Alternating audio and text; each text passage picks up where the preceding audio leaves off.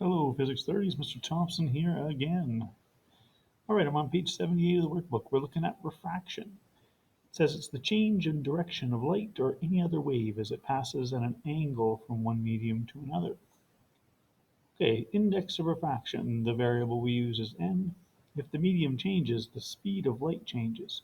When light travels slowly through a medium, we say that the medium is optically dense. To determine the optical density of a material, we use this formula. So N equals C over V, where C is the speed of light in a vacuum, 3 times 10 to the 8 meters per second. We also use that speed if it's in air. And V is the speed of light in the medium.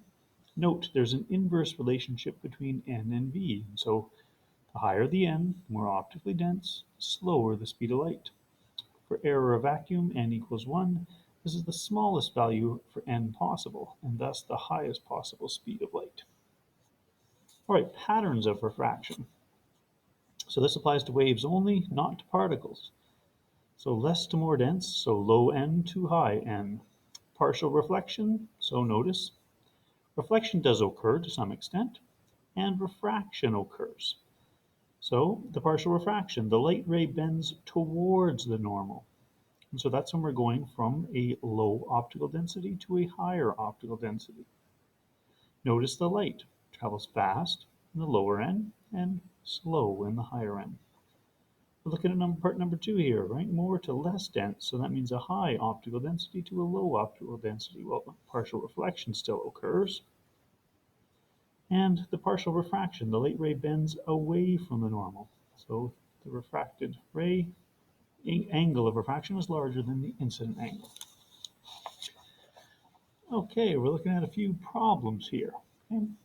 Let's do a couple of them together here. So we're looking at number 1. If the index of refraction for a medium is 1.78, then find the time it takes for light to travel through 250 kilometers of this medium. Well, we need to know how fast light is traveling in that medium. And so we can use the formula that's shown on the previous page. We have N equals C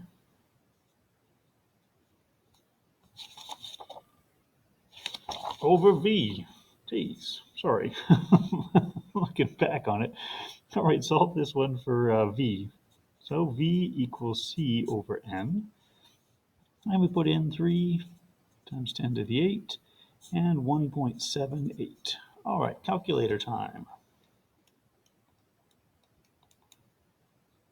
We have 1.6854 E8.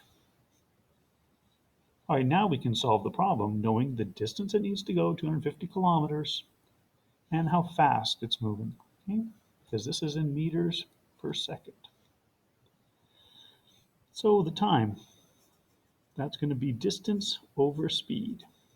The distance 250 times 10 to the third, and the speed 1.6854 E8.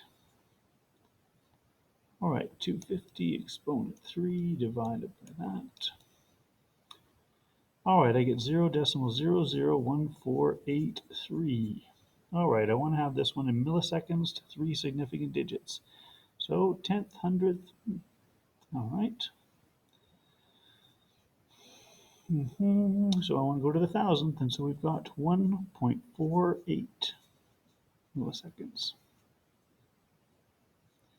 Question number 2.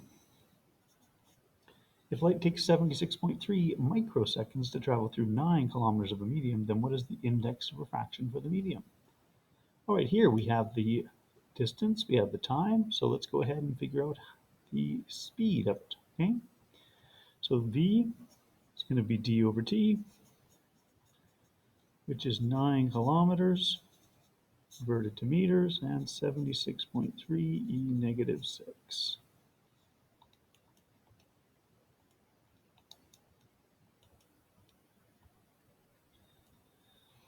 All right, I get 1.1796 E8.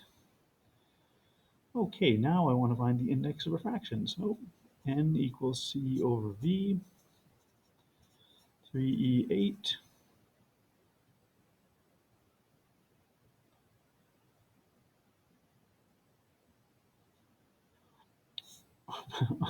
over V, which is 1.1796 E8, and the calculation.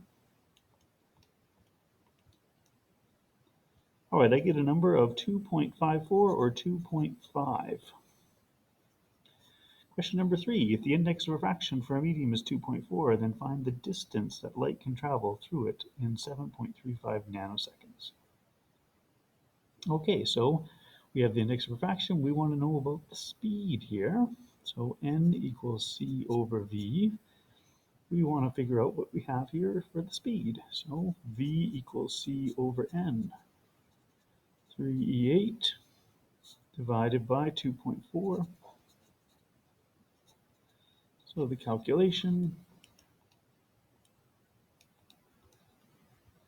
1.25 E8. Distance it can travel in 7.35 nanoseconds. D equals V times T. Speed times time.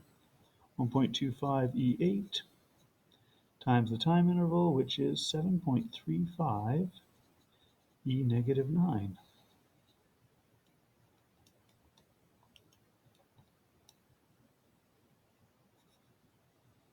I have the distance as 3 significant digits, 9.19 E negative 1 meters.